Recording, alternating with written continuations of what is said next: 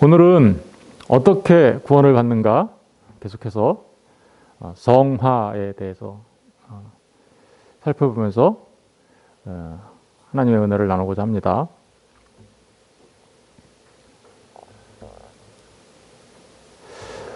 어떻게 여러분 구원받은 분이 되셨습니까?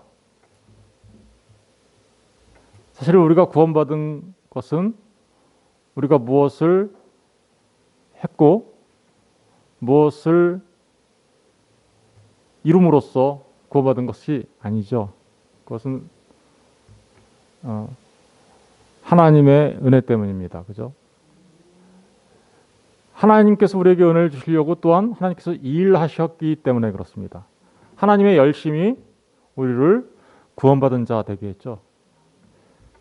하나님이 어떻게 일하셨는가? 우리를 구원하시기 위하여 먼저 창세전에 성부 하나님께서 우리를 예정하시고 선택하셨습니다. 그리고 그 창세전에 하나님 아버지께서 예정하신 그 하나님의 백성들을 죄에서 구원하여 하나님 백성 되게 하기 위하여 독생하신 아들이 이 땅에 오셨죠. 그래서 그 구원을 실행하십니다. 주님이 이 땅에 오셔서 사람으로 오셔서 십자가에 달려 죽으시고 부활하심으로 우리로 하여금 죄산 받게 하시고 또 의롭게 하시기 위하여 그 일을 하셨습니다. 그리고 승천하셔서 하나님 우편에 앉아 계시며 지금은 우리에게 성령을 보내주셔서 성령을 통하여 일하십니다. 그죠? 주님께서 십자가의 보혈의 사역을 근거로 보내주신 그 성령, 그죠? 그 성령 하나님은 이제 우리 주님께서 행하신 그 구원을 우리에게 적용시켜 주시죠. 그죠?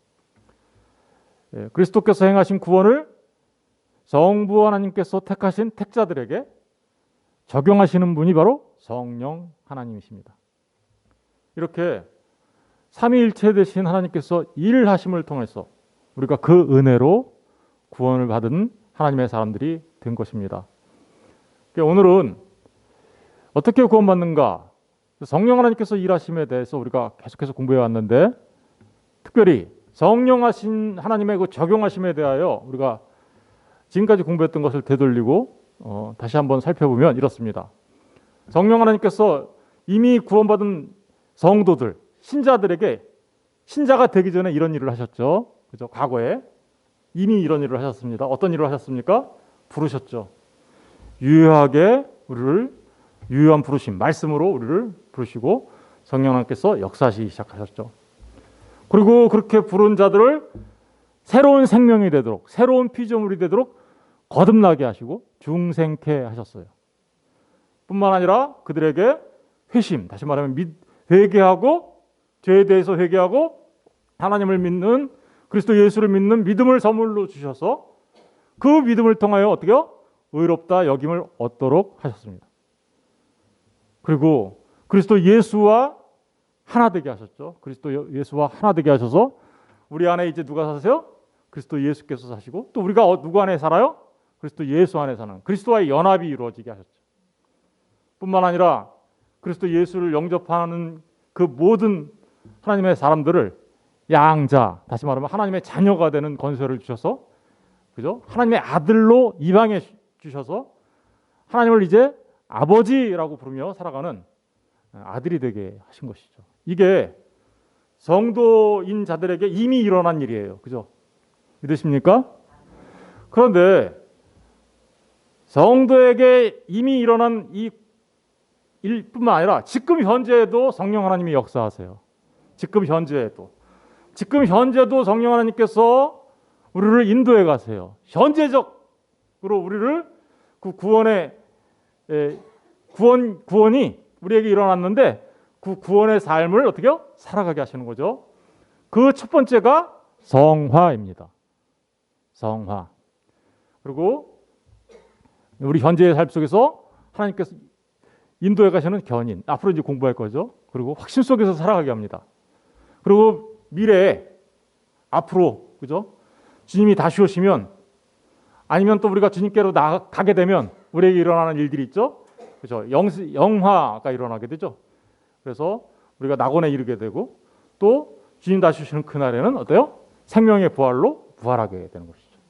이 모든 일들이 사실은 성령 하나님의 역사 속에서 일어나는 일들이에요.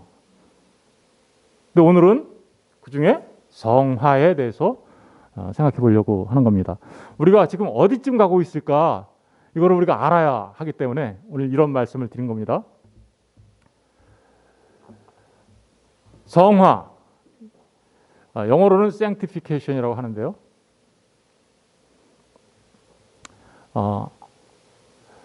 거룩하게 하시다 이런 의미가 담겨 있겠죠. 거룩하게 되다 이런 뜻이 있겠죠. 이 거룩이 뭔가 우리가 좀 살펴봐야 돼요. 성화를 알기 전에 거룩.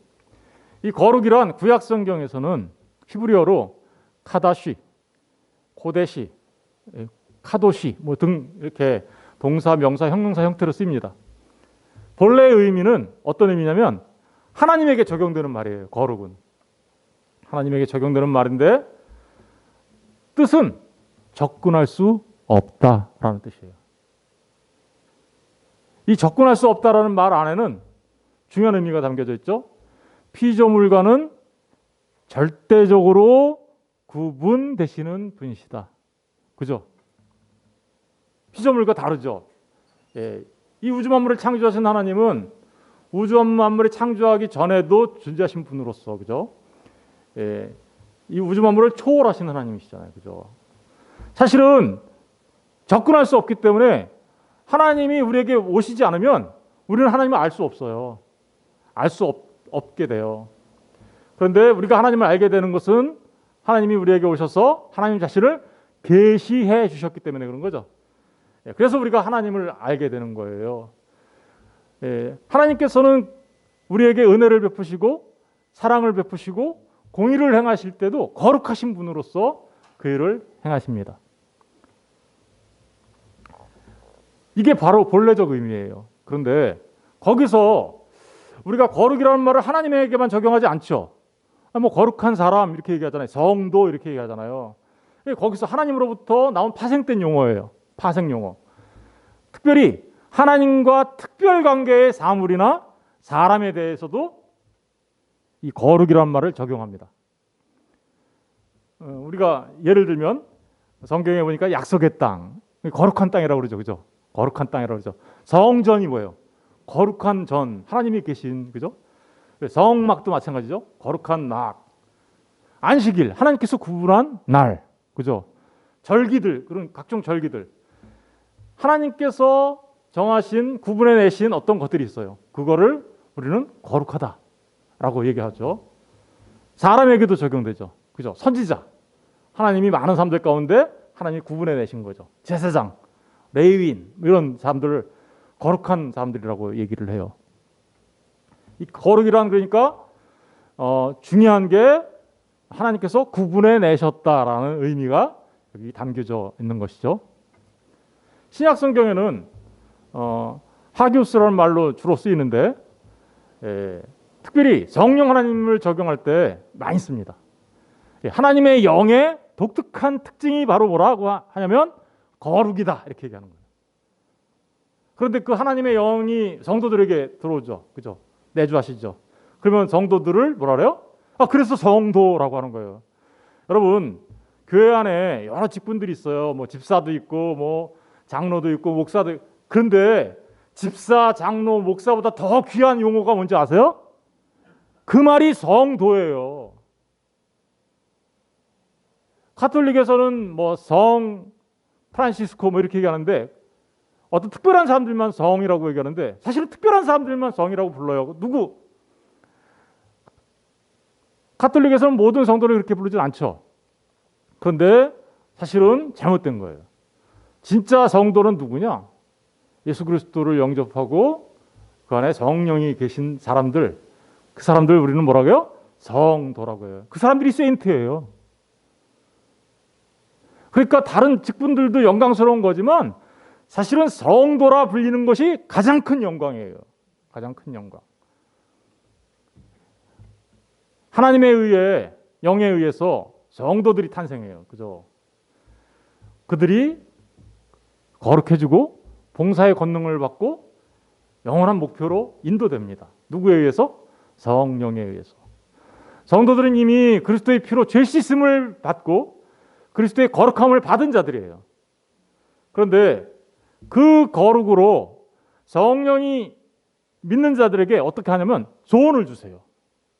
아, 주님으로 인해서 내가 거룩한 자가 되었으니 내가 이제는 거룩한 삶을 살아야지 라는 소원을.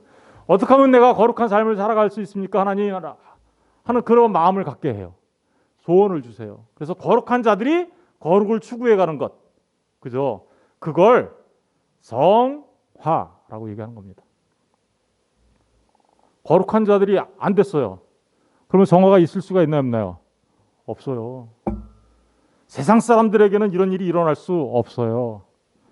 오직 예수를 믿고 이미 거룩한 자들이 그들이 거룩을 추구해 나가는 거예요. 이걸 성화라고 하는 거예요. 말씀에서 또 이제 확인해 볼 건데, 성화는 단순한 그러니까 도덕적 개선이 아닙니다. 단순한 도덕적 개선은 일반 사람들도 하겠죠. 그런데 그거를 우리는 성화라고 하지 않아요.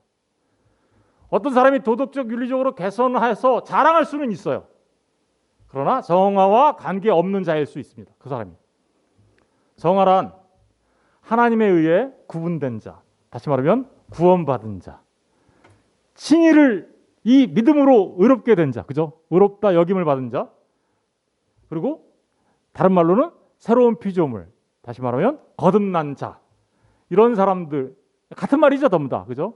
자가 하나님과의 관계가 회복되었으므로, 그죠? 회복되었으므로 하나님의 영광을 위하여 하나님을 기쁘시게 하는 삶을 살아내도록, 그렇게 살아낼 수 있도록 그 본성 전체를, 우리의 본성 전체를 하나님의 형상으로 갱신하고 회복하는 누구의 사역이에요? 성령 하나님의 사역이에요. 너무나도 자비롭고 그리고 지속적이라는 말을 꼭 기억하셔야 돼요. 우리의 인생 전체에서 계속해서 일어나는 일이다라는 뜻입니다. 그죠?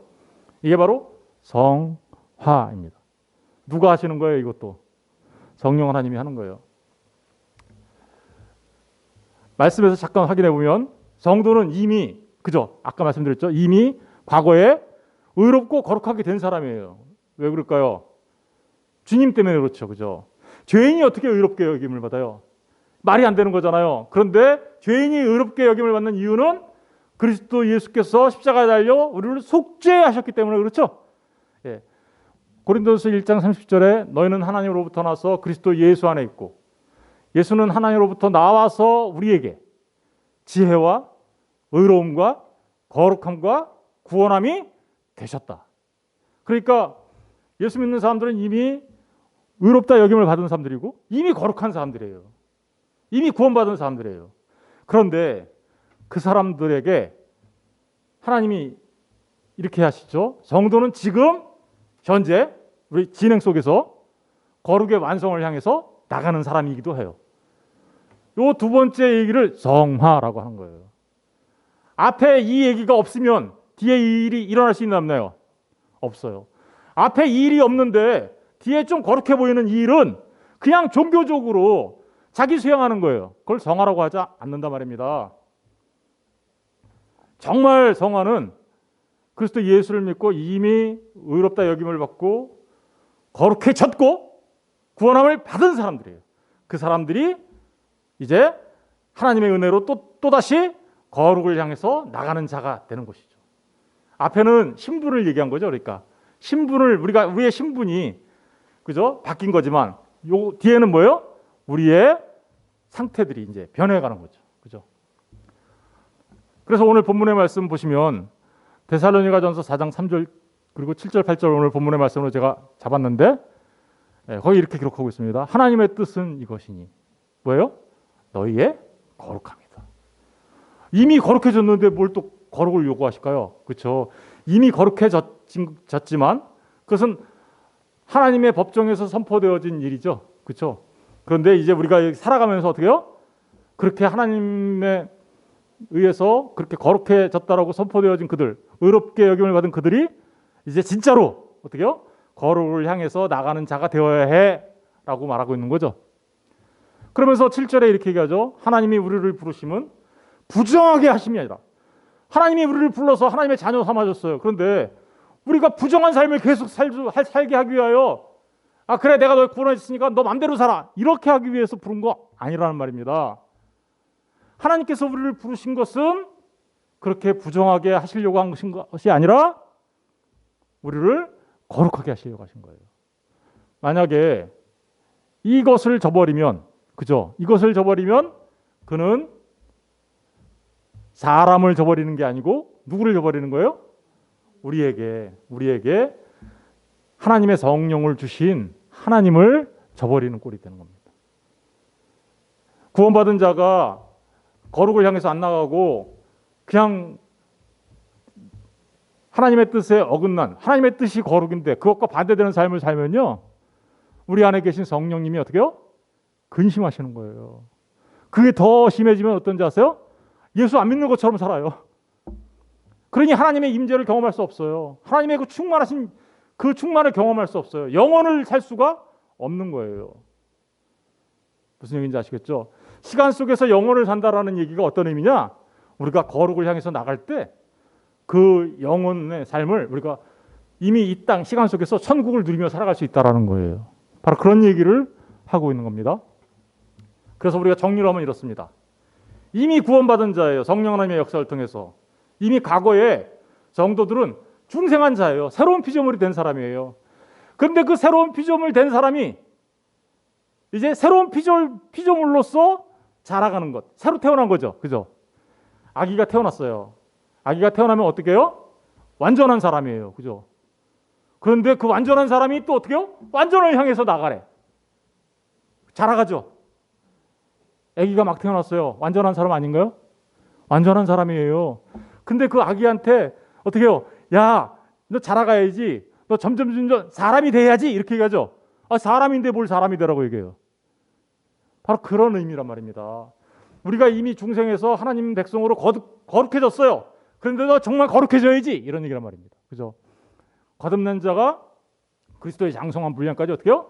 자라가는 것. 이걸 성화라고 해요. 우리가 믿음으로 의롭다 여김을 받았죠? 예, 믿음으로 하늘 법정에서 일어난 일이에요. 그런데 그 이신칭이, 다시 말하면 신분의 변화가 일어났는데, 그 신분의 변화가 일어난 그 사람이 이제는 전 인격 안에서, 그죠? 전 생애를 거쳐 모든 영역에서, 교회 안에서뿐만 아니라 가정에서나 직장에서나 어디에서나 모든 영역에서 우리의 상태가 어떻게 해요? 거룩으로 변해가는 것. 이걸 성화라고 한 거예요. 그리스도와 연합했다고 그랬죠? 그리스도와 연합했어요. 이제는 내가 사는 것 아니요, 내 안에 누가 살아요? 예수가 사는 거다. 그러면 내가 누구답게 살아가야 돼요? 그리스도를 닮아가는 삶을 살아가는 거죠. 이거를 성화라고. 우리가 하나님의 아들이 되었죠. 양자가 되었어요. 마귀의 자녀였었어요. 마귀의 자녀는 누구의 모습으로 살아가요? 마귀처럼 살아가요. 그런데 하나님의 아들이 됐어요. 그러면 누구답게 살아가야 돼요? 하나님의 아들답게 살아가는 것. 이걸 성화라고 한단 말입니다. 그러니까 이미 과거에 구원받은 하나님의 은혜를 통해서 우리가 구원받았는데, 그 구원받은 자가 계속해서 성령 하나님의 은혜를 통하여 새로운 피조물로서 살아가는 것. 그죠? 전 생애, 전 영역, 전 인격으로, 그죠? 의롭다 여김을 받은 자로서 살아가는 것. 그리스도와 연합되어 그리스도의 모습을 닮아가는 것. 그리고 하나님의 아들답게 살아가는 것. 이걸 성화라고 하는 거예요. 앞에 이미 과거의 구원은 단회적이죠. 그죠? 단 한 번에 끝난 거잖아요. 그죠? 그런데 중생, 칭의, 그리스도의 연합, 양자, 이거는 어느 한순간에 일어난 거예요. 우리한테. 예수 믿는 그 순간에. 그런데 그렇게 일어난, 그 일이 일어난 사람에게는 지속적으로 우리 전생에 걸쳐서 이렇게 거룩으로 변해가는, 거룩을 향해서 나가는 삶이 나타나게 된다라는 것입니다. 사실 그걸 뭐라 그래요? 그걸 신앙생활이라고 하는 거예요. 안 나타나요? 아까 말했잖아요. 사람을 저버리는 게 아니라 누구를 저버리는 거고요? 하나님을 저버리는 거라고. 이게 성화의 내용입니다. 그러면 이 성화에 본질과 특징이 있어요. 몇 개만 살펴볼게요. 먼저 성화는 하나님의 초자연적인 사역이에요. 데살로니가전서 5장 23절에 이렇게 나오죠. 평강의 하나님이 친히 너희를 어떻게 해요? 온전히 거룩하게 하시고. 성화는요, 누가 하시는 거예요? 우리 안에서 역사하시는 하나님의 은혜로 우리가 되는 거예요. 하나님의 은혜. 은혜가 있어야 우리가 거룩을 향해서 나가요. 하나님이 역사하셔야 돼요. 히브리서 13장 20절에서 21절 다 같이 한번 읽어볼게요. 시작. 양들의 큰 목자이신 우리 주 예수를 영원한 언약의 피로 죽은 자 가운데서 이끌어내신 평강의 하나님이 모든 선한 일에 너희를 온전하게 하사 자기의 뜻을 행하게 하시고. 누가 하시는 거예요 지금? 모든 선한 일에 우리를 온전케 하시는 분이 누가 하시는 거예요? 하나님이 하시는 거네요. 그런데 그렇게 함으로써 무슨 일을 행하게 한대요? 자기의 뜻을 행하게 한다. 근데 하나님의 뜻은 뭐라 그랬어요? 너희의 거룩합니다. 그러니까 우리가 거룩을 향해서 나가는 거예요. 그렇게 하시는 분이 누구신가? 바로 하나님의 일 때문이에요. 은혜 때문이에요. 초자연적인 사역이에요. 그렇죠? 하나님의 은혜가 없이 인간의 노력으로 뭔가 거룩해 하려고 하는 삶은 그건 율법주의자로 나가는 거예요. 무슨 얘기인지 아시겠죠? 무거운 짐이에요. 그거는 수고하고 무거운 짐만 되는 거예요. 하나님의 은혜가 없다면. 무슨 얘기인지 아시겠죠? 구분하실 수 있어야 돼요. 에베소서 3장 16절에 보니까 이렇게 기록하겠습니다. 그의 영광의 풍성함을 따라 그의 성령으로 말미암아. 하나님이 우리를 그렇게 하시는데 성령을 통해서 하시죠. 그죠? 성령으로 말미암아 너희 속사람을 능력으로 강건하게 하시며. 우리 속사람을 능력으로 강건하게 하신다. 이게 바로 우리의 속사람이 능력으로 강건하게 된다는 얘기는 뭐예요? 우리가 거룩한 자가 거룩한 삶을 살게 된다라는 의미가 담겨져 있는 거죠. 갈라디아서 5장 22절 23절에는 이걸 성령의 열매로 기록하고 있어요. 오직 성령의 열매는 사랑과 희락과 화평과 오래 참음과 자비와 양성과 충성과 온유와 절제니 이 같은 것을 금지할 법이 없느니라. 성령 하나님이 우리 안에 계시면 어떤 일이 나타나나요? 성령의 열매를 맺게 되죠. 사과나무가 사과 열매를 맺듯이, 그죠? 중요한 건 반드시 맺는다는 거예요. 사과나무는 반드시 사과나무 열매를 맺는다는 거예요. 많이 열매 맺고 적게 맺고는 그 두 번째 문제예요. 그죠? 우리가 그리스도 예수로 말미암아, 그죠? 의의 나무가 되었다고 하죠. 의의 나무가 되었다면 우리한테 무슨 열매가 맺혀야 돼요? 의의 열매가 맺혀야 돼요. 우리가 그리스도 예수로 말미암아 좋은 나무가 됐다고 하죠. 그럼 좋은 나무가 됐으면 무슨 열매 맺어야 돼요? 좋은 열매를 맺어야 돼요. 그게 바로 그 열매 맺는 삶을 우리는 성화라고 말할 수 있는 겁니다. 성화에는 두 가지 측면이 있어요. 그러니까 그죠? 하나는 첫 번째는 옛사람에 대해서, 그죠? 우리가 중생하기 전에 새로운 피조물이 되기 전에 옛사람이죠. 그는 어떤 사람이에요? 죄의 욕망에 사로잡혀 있는, 죄의 본성에 사로잡혀 있는 상태죠. 그거는. 근데 그 옛사람이 아직도 우리에게 남아있죠. 그래서 첫 번째는 그 옛사람을 죄의 몸에 의해서 사로잡혀 있는 우리가 그것을 극복해 나가는 모습으로 나타나는 거예요. 옛사람을 죽인다라는 말이 바로 그런 말이죠. 옛사람을 벗어버린다, 이런 얘기가 바로 그런 말이죠. 로마서 6장 6절에 우리가 알거니와 우리의 옛사람이 예수와 함께 십자가에 못 박혔어요. 그럼 죽어야 되죠. 옛사람은. 그래서 죄의 몸이 죽었어요. 다시는 우리가 죄에 대하여 종노릇하지 아니하려 합니다. 이걸 뭐라고 한다 그랬어요? 자유라고 한다 그랬죠. 우리는 죄밖에 질 수밖에 없었던 존재였는데 이제 그리스도 예수로 말미암아 죄를 죽이고 뭐 할 수 있게 된 거예요? 선을 행할 수 있는 능력을 갖게 된 거죠. 그래서 죄 죽는 거, 죄를 죽이는 것, 그리고 선을 행하는 것, 진짜 자유죠. 그죠? 아니, 선을 행할 수 없다라고 해보세요. 자유예요, 그거? 노예잖아요, 죄에 대한. 그런데 죄에 대해서 뿐만 아니라 선에 대해서 우리가 행할 수 있는 능력을 갖게 되는데 그게 진짜 자유예요. 그런데 그 자유 가운데 죄에 대해서 어떻게 해요? 죄를 죽여버리는 것. 이거를 성화라고 얘기하는 거예요. 갈라디아서 5장 24절에 그리스도 예수의 사람들은, 저와 여러분이 그리스도 예수의 사람들이죠. 육체와 함께 그래서 그 정욕과 탐심을 어떻게 했어요? 십자가에 못 박았다. 무슨 얘기예요? 이제 그리스도 예수의 사람들은 더 이상 정욕과 탐심을 추구하며 살지 않아. 오히려 정욕과 탐심을 벗어버려. 그런 삶으로 나타나게 되는 것이죠. 그런데 이 일은 우리가 하는 것 같지만 우리 안에서 누가 하시는 거예요? 네, 하나님께서 하시는 거예요. 그래서 은혜라고 하는 거예요. 갈라디아서 5장 24절 26절에 이렇게 나오죠. 그리스도 예수의 사람들은 육체와 함께 그 정욕과 탐심을 그 십자가에 못 박았느니라. 만일 우리가 성령으로 살면, 그렇죠? 성령으로 살면 또한 성령으로 행한다고 하죠. 그러면서 어때요? 정욕과 탐심을 못 박았으니까 헛된 영광 안 구하죠. 헛된 영광을 구하지 않음으로써 그거 구하게 되면 서로 노엽게 돼.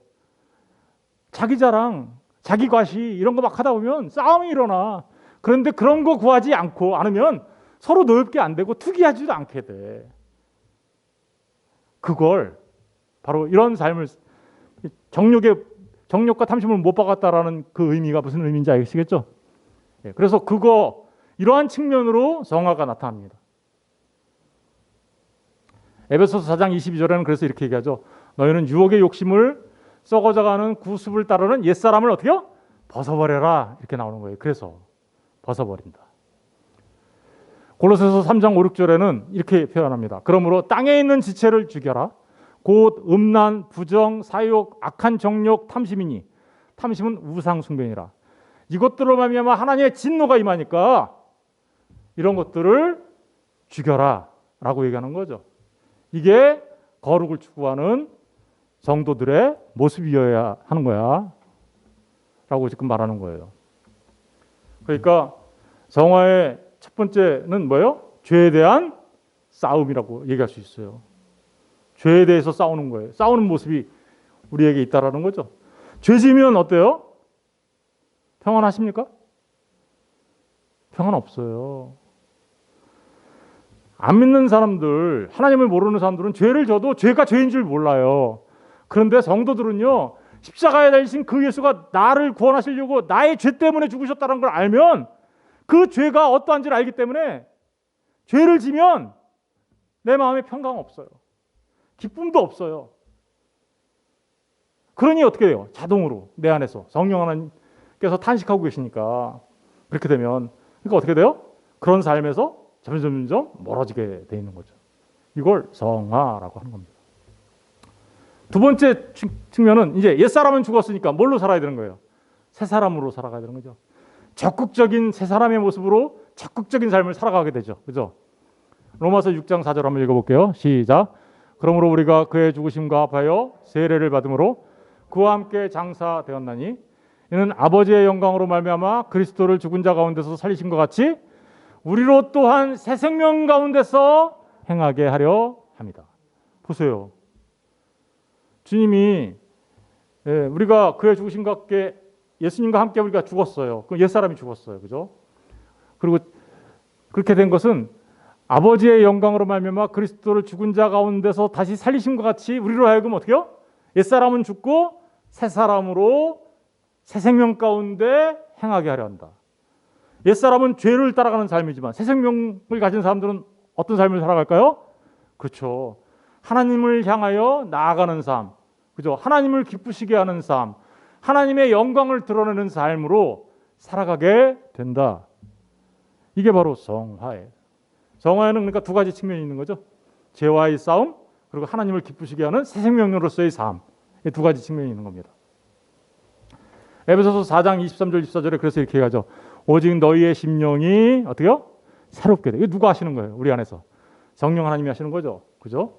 그래서 하나님을 따라 의와 진리의 거룩함으로 지으심을 받은, 사실은 이미 우리는 예수 믿어서 의와 진리와 거룩함을 회복한 사람들이에요. 그런데 아기가 완전한 사람이지만 자라가야 하듯이, 그죠? 장성한 사람으로 자라가야 하듯이 우리는 이미 의롭다 여김을 받은 자들이고 진리 가운데 있는 자들이고 하나님 앞에 거룩함으로 구분된 자들이지만, 그렇지만 우리는 또한 자라가야 되는 거죠. 어떻게? 더 새 사람으로, 그죠? 바로 그런 의미를 담고 있는 것입니다. 이 성화는 우리의 어떤 한 일부분에만 나타나는 거 아니에요. 우리 인간 전체, 저와 여러분 전 인격 속에서 나타나는 거예요. 전 인격의 변화가 일어나는 거예요. 예? 전 인격의 변화. 아, 우리의 생각만 바뀌는 건가? 아니면 우리의 감정만 바뀌는 건가? 아니면 우리의 의지만 바뀌는 건가? 아니요, 우리의 몸도 바뀌어요. 하나님 앞에 우리의 몸도 산 제물로 드려져서 영적 예배로 드려지는 삶을 살아가게 되는 거죠. 그죠? 그래서 너희는 너희 몸으로 예배해. 그게 바로 영적 예배야. 이렇게 얘기하잖아요. 산 제물로 드려. 그게 바로 전 인격의 변화죠. 인간의 내면적인 삶, 심령에서 일어나는 일이므로 인간 삶 전체의 변화가 일어나요. 전 인격이 전 영역에서 그리고 전 생애에 걸쳐서 아유, 나 예수 믿는 그때만 아니야, 죽기 전에만 이런 게 아니란 말입니다. 예수 믿었으면 그때부터 주님 앞에 불려가는 그 전 생애에 걸쳐서 이러한 일들이 있게 된다라는 것입니다. 그래서 고린도전서 5장 17절에는 그런즉 누구든지 그리스도 안에 있으면 뭐예요? 새로운 피조물이라. 이전 것은 옛사람은 지나갔으니 보라 새 것이 되었다. 이미 새 것으로 그러니까 어떻게 해요? 전 생애에 걸쳐서 살아가게 되는 거죠. 고린도전서 6장 19절 20절에는 이렇게 얘기하죠. 너희 몸은 너희가 하나님께로부터 받은 너희 가운데 계신 성령의 전인인 줄 알지 못하느냐? 너희는 너희 자신의 것이 아니라 값으로 산 것이 되었으니 그런즉 너희 몸으로 하나님께 영광을 돌리라. 이 몸이라는 말은 육체만을 말하는 게 아니에요. 사실은 전 인격을 말하는 거예요. 사람 전체를 이렇게 몸이라는 단어 하나로 표현하는 거예요. 무슨 얘기인지 아시겠죠? 그런데 이 성도는 하나님이 하시는 일이에요. 그죠? 그런데 반드시 이 일에는 성도가 함께 성도의 행함으로 함께 하게 됩니다. 그래서 너희가 구원받은 하나님의 백성이냐? 믿음이 있어? 그런데 그 믿음이 진짜야? 라고 물어볼 때 뭐가 따라와야 돼요? 행함이 따라와야 되는 거죠. 아니 애기가 태어났는데 자라감이 없어. 그러면 걔가 살아있는 거예요? 죽은 거예요? 그런 거죠. 우리가 믿음으로 구원받은 거듭난 사람이 됐어요. 새로운 피조물이 됐어요. 그러면 반드시 자라가야 하듯이 아기가 자라가듯이 반드시 이런 사람들에게는 뭐가 따라와요?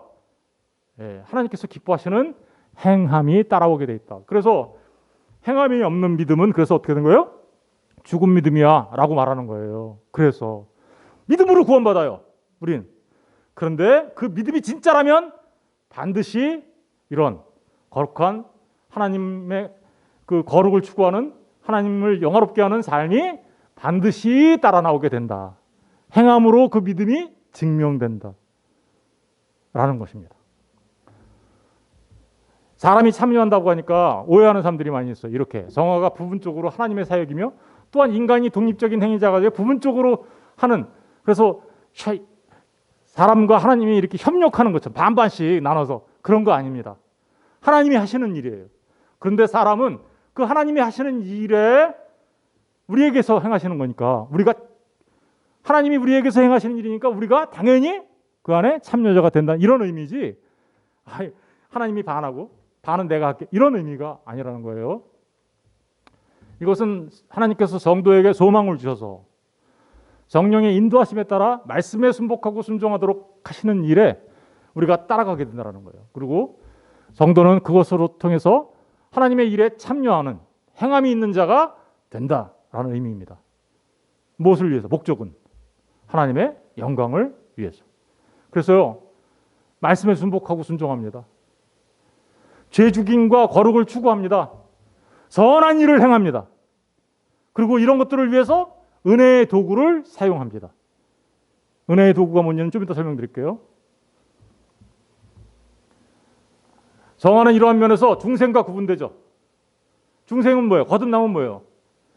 완전히 하나님이 우리를 죽은 자 가운데 살려놓은 거니까 하나님의 단독 사역이에요. 그죠?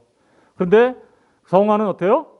하나님이 행하셨지만 반드시 우리가 거기에서 그 행함으로 참여하게 되는 일이 드러나게 되는 거죠. 성화는 하나님이 주체이셔요. 하나님의 사역이에요. 그렇지만 사람에게 주 예수 그리스도가 죄와 죽음에서 우리를 구원하기 위하여 십자가에서 피 흘려 죽으셨으니 선포되면 우리가 어떤 일이 벌어지면 우리 안에서 복음이 선포되면 죄가 죄인 줄 알게 돼요. 죄의 본성이 죄구나. 내가 죄의 욕망에 사로잡혔구나. 라는 이런 것들을 알게 돼요. 그렇게 됨으로써 어떻게요? 성령이 우리 안에서 역사심으로 그 죄에 대한 욕망을 끊어내고 싶어지는 거죠. 무슨 얘기인지 아시겠죠? 끊어내고 싶어져요. 계속 죄 짓고 살면요. 성령도 우리 안에서 탄식하지만 자기 자신도 괴로워요. 못 살아요. 하나님의 은혜를 모르고 살게 돼요. 행복할까요? 정말 난 왜 이렇게 불행한 거야? 나는 왜 이렇게 힘든 거야? 이런 삶을 살게 되죠. 하나님 앞에 순복하고 순종하며 하나님의 영광을 위해서 살아갈 때 우리 안에 진짜 기쁨이 넘치게 되는 거죠. 그걸 진짜 하나님의 영광을 위해서 살아가는 자가 누리는 그 복을 행복이라고 말하는 겁니다. 그래서 설교자는요, 성도들에게 복음을 계속해서 선포해야 돼요. 그래야 복음을 계속 선포하면 그걸 듣고 내가 죄를 버리고 거룩한 삶을 살아가야 되는구나 라는 것을 알게 되어 그 말씀에 따라 순복하며 살아가게 되는 것이죠. 이게 중요한 내용입니다. 빌립보서 2장 12절에 보니까 하나님께서 하시는 일이에요. 근데 우리가 반드시 참여합니다. 어떻게 읽어볼게요. 시작. 그러므로 나의 사랑하는 자들아, 너희가 나 있을 때뿐만 아니라 더욱 지금 나 없을 때에도 항상 복종하여 두렵고 떨림으로 너희 구원을 이루라. 너희 안에서 행하시는 이는 하나님이시니 자기의 기쁘신 뜻을 위하여 너희에게 소원을 두고 행하게 하시나니. 보세요. 하나님이 두렵고 떨림으로 구원을 이루어가도록 우리를 만드세요. 그런데 하나님이 어떻게 하세요? 우리 안에서 행하시는 건 하나님이에요. 분명히. 그렇죠? 하나님의 기쁘신 뜻을 위해서 우리 안에 소원을 두고 하세요. 그런데 그것을 어떻게 해요? 행하게 만들죠. 보세요. 하나님이 항상 복종하여 두렵고 떨림으로 구원을 이루어가는 삶, 다시 말하면 성화의 삶을 살 수 있도록 우리 안에서 행하시는데 우리에게 어떤 소원을 두세요? 하나님, 내가 하나님을 닮아가기를 원합니다. 주님을 닮아가기를 원합니다. 내가 죄와 싸워서 이겨서 승리하게 되길 원하고 정말 하나님의 영광을 위해서 내가 선을 행하며 살아가기를 원합니다. 그렇게 산다라는 거예요. 그런 사람들이 어떻게 살까요? 14절에 구체적으로 나오죠. 모든 일을 그래서 어떻게 해요? 원망과 시비가 없어져요. 그렇게 되면 원망과 시비는 하나님의 은혜가 충만하지 않은 사람들에게서 나타나는 일이에요. 그러니까 맨날 원망해. 남 탓만 하고 빽하면 사람한테 시비 걸고 싸우려고 해. 그렇죠? 하나님의 은혜가 경험되지 않으니 그러한 각박한 삶을 살아갈 수밖에 없는 거예요. 그 사람들한테는 인생이 전쟁이에요. 그렇죠? 그럴 수밖에 없겠죠. 여러분, 성령 충만한 삶이라는 게 바로 뭐냐? 하나님께서 우리에게 소원을 두셨는데 그 하나님의 소원대로 우리가 행하며 살아가는 거, 성령 충만이에요. 그게. 그래서 15절 보니까 이는 너희가 흠이 없고, 보세요, 순전하여 어그러지고 거스르는 세대 가운데서 하나님의 흠 없는 자녀로 세상에서 그들 가운데 빛들로 나타나는 것, 이게 성화입니다. 고린도후서 7장 1절에는 우리의 참여를 좀 더 강조하고 있어요. 우리가 어떻게 행해야 되는지를 한번 읽어볼게요. 시작. 그런즉 사랑하는 자들아, 이 약속을 가진 우리는 하나님을 두려워하는 가운데서 거룩함을 온전히 이루어 육과 영의 온갖 더러운 것에서 자신을 깨끗하게 하자. 우리가요, 어떤 분이 이렇게 얘기하더라고. 우리가 구원받은 것은 우리가 똥통에 빠져가지고 죽어가고 있었는데 하나님이 이렇게 똥통에서 건져내 주셨다. 이걸 우리는 중생, 그죠? 은혜라고 한다. 하나님. 그런데 똥통에서 나와 보니까 우리 몸이 어때요? 여전히 냄새나고 그 더러운 오물들로 가득 차 있잖아요. 그러니까 주님이 어떻게 해요? 씻어라. 씻어. 안 씻어? 그럼 너만 괴롭지. 네 냄새 네가 평생 맡고 살아야 되니까. 그런데 어느 날 왔더니 씻었어. 주님이 어떠냐? 씻으니까 좋냐? 네. 씻어. 씻으니까 얼마나 좋아. 자신을 깨끗하게 하자. 바로 그런 의미인 것이죠. 에베소서 2장 10절에 우리는 그가 만드신 바라 그리스도 예수 안에서 선한 일을 위하여 또한 지으심을 받아. 그래서 깨끗이 씻을 뿐만 아니라 선한 일을 위하여 열심히 살아가는 사람들이 되는 거예요. 뿌린 만큼 거둬요. 그 사람들은. 그래서 열심히 뿌려요. 열심히. 부지런히 행합니다. 고린도전서 10장 30절에는 그래서 그들의 삶 속에서는 이런 일이 일어나죠. 다 같이 읽어볼게요. 시작. 그런즉 너희가 먹든지 마시든지 무엇을 하든지 다 하나님의 영광을 위하여 하라. 우리의 삶 전체가 어떻게 해야 된다는 거예요? 하나님의 영광. 인생의 목적이 그래서 하나님의 영광이에요. 그리고 그 하나님의 영광을 위해서 살아갈 때 하나님을 기뻐하며 즐거워하는 자가 되는 것입니다. 진짜 행복은 그때 오는 거예요. 예. 행복한 사람들 되십시오. 하나님의 영광을 위해 행복이 우리의 목적이 되면 안 돼요. 하나님의 영광이 우리의 목적이 돼야 비로소 행복해져요. 행복이 우리의 목적이 되면 불행해져요. 이 성화는 언제 완성될까요? 이제. 그렇죠. 우리의 영혼은 사망 직후에 성화가 완성되겠죠. 우리가 죽었어요. 그러면 죽자마자 우리가 어떻게 될까요? 우리는 완전히 거룩한 사람으로 변해요. 옛사람이 완전 죽어버리잖아요. 그죠? 예. 그러니까 완전히 새로운 사람으로 태어납니다. 그래서 히브리서 12장에는 우리가 죽으면 어떤 사람이 된다고 얘기하냐면 이렇게 얘기하죠. 너희가 이른 곳은 시온산과 살아계신 하나님의 도성인 하늘의 예루살렘과 천만 천사와 하늘에 기록된 장자들의 모임과 교회와 만민의 심판자신 하나님과, 이거 하나님 나라를 말하는 거죠. 그런데 거기 누가 있어요? 온전하게 된 의인의 영들과. 그렇죠. 성도가 죽으면 이루는 것이 바로 그 하나님 나라 그곳인데 온전하게 되었어라고 얘기하죠. 우리가 죽게 되면 우리의 영혼이 성화가 완성됩니다. 우리는 그걸 영화에 들어갔다고 얘기하는 거죠. 그런데 그것으로 끝이 아니에요. 우리 몸은 어떻게 될까요? 우리 몸은 우리가 죽으면 우리의 영혼은 하나님 나라에 들어가지만 우리 몸은 어때요? 아직 무덤 속에 있죠. 근데 그 몸이 영광스럽게 되는 때는 언제예요? 주님이 다시 오시는 그때죠. 몸은 주님이 다시 오셔서 부활할 때 성화가 완성되겠죠. 그렇게 완전히 완성된 그때를 우리는 글로리피케이션, 영광스럽게 변했다. 그래서 영화라고 얘기하는 거예요. 빌립보서 3장 20절 21절 다 같이 읽어볼게요. 시작. 그러나 우리의 시민권은 하늘에 있는지라 거기로부터 구원하는 자 곧 주 예수 그리스도를 기다리느니 그는 만물을 자기에게 복종하게 하실 수 있는 자의 역사로 우리의 낮은 몸을 자기 영광의 몸의 형체와 같이 변하게 하시리라. 아멘. 이게 바로 성화의 완성이에요. 그 성화의 완성을 뭐라 그래요? 영화라고 해요. 그러니까 이 땅에서는 성화가 완성될까 안 될까요? 안 돼요. 그래서 우리가 성화에 대해서 잘못된 생각을 가지면 안 되겠죠. 지금까지 공부해 보니까 이 세상에서 성화는 없다라고 얘기하는 사람들이 있어요. 율법 폐기론자들. 막 한 번 구원받았으면 끝난 거지 무슨 성화가 왜 필요해? 뭐 이러면서 얘기하는 사람 잘못된 겁니다. 무슨 얘기인지 아시겠죠? 성화는 불가능하다 뭐 이런 얘기하는 사람들도 있어요. 잘못된 겁니다. 하나님이 우리 안에서 역사하셔서 성화는 우리 전생에 걸쳐서 일어나는 일입니다. 반대로 이 세상에서 완전히 성화를 이룰 수 있대. 그렇게 얘기하는 사람들도 있어요.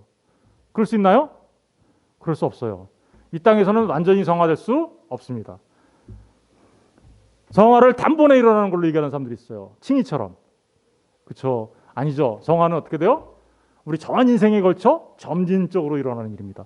그래서 우리의 신앙이 막 자라가다가 또 때로는 퇴보할 수도 있어요. 이렇게. 그러나 궁극적으로는 어떻게 할까요? 궁극적으로는 자라가요. 그래서 성화는 장구한 과정, 성도의 전 인격, 전생의 전 영역을 통해서 반드시 이루어지는 것인데 그걸 우리는 그리고 신앙생활이라고 하죠. 그런데 이 세상에서는 그 완성에 도달할 수는 없습니다. 언제 돼요? 아까 완성이? 우리가 하나님 앞에 진짜로 불림을 받았을 때, 그죠? 그리고 주님 다시 오실 때 완전히 완성이 되는 것이죠. 그러니까 성화에 대해서 우리는 이런 바른 견해를 갖고 있어야 됩니다. 이 세상에서 우리는 하나님이 허락하신 만큼 어떻게요? 성화를 이룰 수가 있습니다. 성화는 하나님의 뜻은 이것이니 너희가 거룩함이다라고 얘기했죠. 하나님의 뜻이에요. 성화는요 중요한 겁니다. 우리가 성령 하나님께서 우리를 새로운 피조물을 만드시고 거듭나게 하시고 그리스도와 연합하게 하시고 하나님의 아들로 삼아주신 것은 우리가 거룩해지는 그 목적을 위해서 그렇게 하신 거예요. 구원의 목적이에요. 왜요? 우리가 성화가 완성돼서 영광스러운 모습으로 나타나면 어떻게 될까요? 우리 모두가 정말 보기만 하면 전부 다 하나님의 영광이 드러나요. 하나님을 찬양하고 하나님의 영광을 드러내는 게 하나님께서 우리를 어떻게요? 구원하신 목적이죠. 하나님을 예배하며 하나님의 영광을 드러내는 게, 그러니까 성화의 완성은요 구원의 목적이라고 말할 수 있는 겁니다. 그런데 이거를 아무 소용이 없다고 그러는 사람들은요 정말 성경을 잘못 알고 있는 것이죠. 여러분, 하나님께서 우리에게 원하시는 것은, 하나님의 뜻은 이것이니 너희의 거룩합니다. 너희가 예수 그리스도로 말미암아 거룩하게 됐어? 그러면 그 거룩의 완성을 향해서 나가야지. 그 완성이 됐을 때 그게 바로 하나님의 뜻이 이루어진 거야. 하나님의 뜻이 이루어진 그에게는 뭐가 나타날까요? 늘 하나님의 영광을 위해서 살아가는, 보기만 해도 하나님의 영광이에요. 보기만 해도. 바로 그게 있다라는 사실을 기억하시고, 이게 얼마나 중요한 건가 꼭 기억하셔야 합니다. 성화는 성령 하나님의 직접적인 사역에 의해서 이루어지지만 성도가 그 안에 반드시 참여하는 일입니다. 그러므로 성도는 성화를 위한 은혜의 도구를 당연히 어떻게요? 사용하게 됩니다. 그럼 은혜의 도구가 뭘까요? 성화를 위한 은혜의 도구 알아야 되겠죠? 예, 제일 중요한 게 하나님의 말씀이겠죠? 베드로전서 1장 22절에 보니까 너희가 진리를 순종함으로 너희 영혼을 진리에 순종할 때 하나님의 말씀을 알고 진리에 순종할 때 우리 영혼이 어떻게 돼요? 그게 씻는 거예요. 깨끗하게. 아까 씻으라고 그랬잖아요. 그죠? 깨끗하게 하여 거짓이 없이, 그리고 나타나는 삶의 모습이 뭐예요? 형제를 사랑하게 되고, 그죠? 마음으로 뜨겁게 사랑하게 되는 것. 이게 바로 성화의 모습인데, 그러려면 뭐가 필요해요? 우리에게 하나님의 말씀. 우리가 거듭난 것도 하나님의 말씀으로 된 거죠. 너희가 거듭난 것은 썩어질 씨로 된 것이 아니요 썩지 아니할 씨로 된 것이니 살아있고 항상 있는 하나님의 말씀으로 되는 거다. 그러면 우리가 하나님의 뜻을 살아가려면 뭘 알아야 돼요? 하나님의 말씀을. 하나님의 뜻은 어디에 기록되어 있는 거예요? 하나님의 말씀에 기록되어 있잖아요. 그럼 하나님의 말씀을 안다라는 것은 하나님의 뜻을 안다라는 얘기고, 하나님의 뜻을 알았다라는 얘기는 그가 말씀에 순복할 때 하나님의 뜻대로 살아간다는 뜻이에요. 그러니 하나님의 말씀 없이는 우리가 거룩한 삶을 살아갈 수 없는 것이죠. 그래서 구원받은 하나님의 백성은요 하나님의 말씀을 너무너무 사모하게 되어 있는 거예요. 말씀을 사모하게 되고 말씀대로 살아가려고 힘쓰고 애쓰는 자가 되는 거죠. 두 번째로는 성례입니다. 성례는 세례와 성찬이죠. 그죠? 근데 사실은 세례와 성찬도 보이는 말씀이에요. 그림으로 보여주죠. 그죠? 우리한테. 말씀이라니까요. 베드로전서 3장 21절, 물은 예수 그리스도께서 부활하심으로 말미암아 이제 너희를 구원하는 편이 곧 세례라. 세례가 뭔가 보세요. 이는 육체의 더러운 것을 제하여 버림이 아니요 하나님을 향한 뭐예요? 선한 양심이에요. 이 세례가 하나님을 향한 선한 양심의 강구래요. 왜요? 사실은 세례 자체에 담겨져 있는 그 의미들을 알면 하나님의 말씀을 알게 되는 거죠. 그죠? 보이는 말씀이에요. 그러니까 우리가 여기서 성찬을 행하고 또 세례를 주고 하는 그 모든 것들도 우리를 거룩하게 하는 은혜의 도구입니다.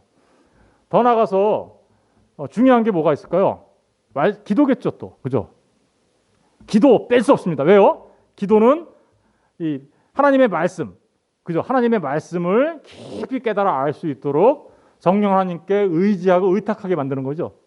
그래서 성령 하나님 날 깨닫게 해주세요. 하나님의 말씀을. 그렇게 함으로써 어떻게 해요? 기도를 통해서 우리가 하나님의 말씀을 깊이 알아가게 되고 하나님의 뜻을 알아가게 되고, 그렇게 함으로써 정말 우리가 거룩을 향해서 나가는 자가 되는 것이죠. 중요한 겁니다. 때로는 섭리에 따라서 인도받습니다. 계속 죄를 져요. 그러면 하나님이 때로는 징계하세요. 왜요? 우리의 거룩을 위해서. 한번 읽어볼까요? 다 같이 9절부터 시작. 히브리서 12장 9절부터 11절 시작. 또 우리 육신의 아버지가 우리를 징계하여 또 공경하였거든. 하물며 모든 영의 아버지께 더욱 복종하며 살려 하지 않겠느냐? 그들은 잠시 자기의 뜻대로 우리를 징계하였거니와 오직 하나님은 우리의 유익을 위하여 그의 거룩하심에 참여하게. 징계를 왜 하냐면요, 우리에게 유익하게 하려고 그러는 건데 그의 하나님의 거룩하심에 어떻게요? 참여하게 만드는 거야.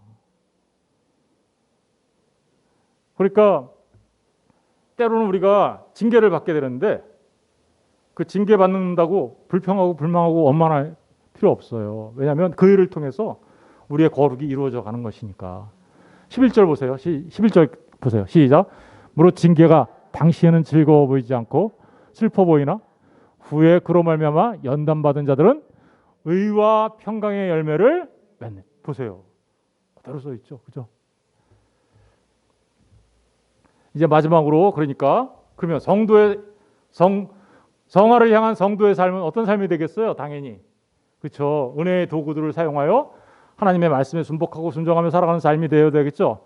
그래서 죄는 피하고 어떻게요? 새로운 생명으로서 하나님을 영화롭게 하는 삶이 되어야 되는 거죠. 그렇게 하기 위하여 제가 크게 두 가지로 정리해 왔어요. 첫 번째는 날마다 주를 기쁘시게 할 게 무엇인지 고민하시면 돼요. 내 삶을 통해서 내가 어떻게 하면 주님을 기쁘시게 할까? 그러면 주님을 기쁘시게 하려면 먼저 죄를 차단하면 되겠죠. 우리에게 나타나는 죄는요, 교만, 시기, 분노, 때로는 게으름으로 나타나요. 신앙생활 해야 되는데 게을러 터졌어. 신앙생활 못해요. 그러면. 그리고 과도한 뭐예요? 재물욕, 성욕, 식욕. 과도한 재물욕이 우상을 섬기게 만들게 되죠. 재물이 우상이 되잖아요. 그죠? 과도한 성욕이 하나님께서 정해주신 아름다운 가정을 파괴하죠. 과도한 식욕이 사실 우리의 욕심을 드러나게 돼서 탐욕스럽게 만들잖아요. 자아충족 욕구라고 있어요. 그건 뭐냐? 자기 중심으로 살아가는 거예요. 세상이 내 중심이 돼야 되지. 자기가 자기한테 하나님이 되려고 하는 거예요. 그래서 막 자기를 이렇게 높이면 자기 충족을 하게 되면 자랑하고 싶죠. 자기 과시를 하게 되고. 사실은 이게 전부 다 하나님 앞에 하는 죄악된 삶의 모습이에요. 성경에는 이렇게 표현하죠. 육신의 정욕, 안목의 정욕, 이생의 자랑이라고 표현하죠. 이거는 요한일서 2장 16절에는 아버지께 온 게 아니야 라고 얘기해요. 아버지께부터 온 거 아니야 이렇게. 그러면 날마다 주를 기쁘시게 한다라는 건 뭐예요? 저렇게 피할 것을 피한다 이런 뜻이에요. 그죠? 두 번째, 은혜의 도구를 사용한다라는 건 뭘까요? 네, 그렇죠. 날마다 말씀과 기도로 산다라는 뜻이에요. 디모데전서 4장 5절에 이렇게 기록하고 있죠. 하나님의 말씀과 기도로 어떻게 해요? 거룩해진다. 여러분, 죄와 싸우는 삶, 근데 말씀과 기도로 거룩을 향해서 나가는 삶, 이 두 가지 측면으로 하나님을 기쁘시게 하는 삶을 우리가 살아갈 수 있게 되는 거죠. 마지막으로 제일 중요한 거, 우리의 모든 것은 어디로 집중된가요? 그러고 나서 하나님을 영화롭게 하기 위하여 예배로 집중되는 겁니다. 하나님을 예배할 때 하나님을 기뻐하고 즐거워하게 되는 것이죠. 여러분, 말씀을 맺습니다. 날마다 주님을 어떻게 하면 내가 기쁘게 할까? 생각하는 우리의 새소망의 성도들 되시길 바랍니다. 날마다 말씀과 기도로 하나님을 예배하며 하나님을 영광을 위해서 살아가며, 그래서 우리의 삶이 하나님으로 인하여 기뻐하고 즐거워하는 삶이 우리 새소망의 모든 성도들 되시기를 주님의 이름으로 축원드립니다. 기도하겠습니다.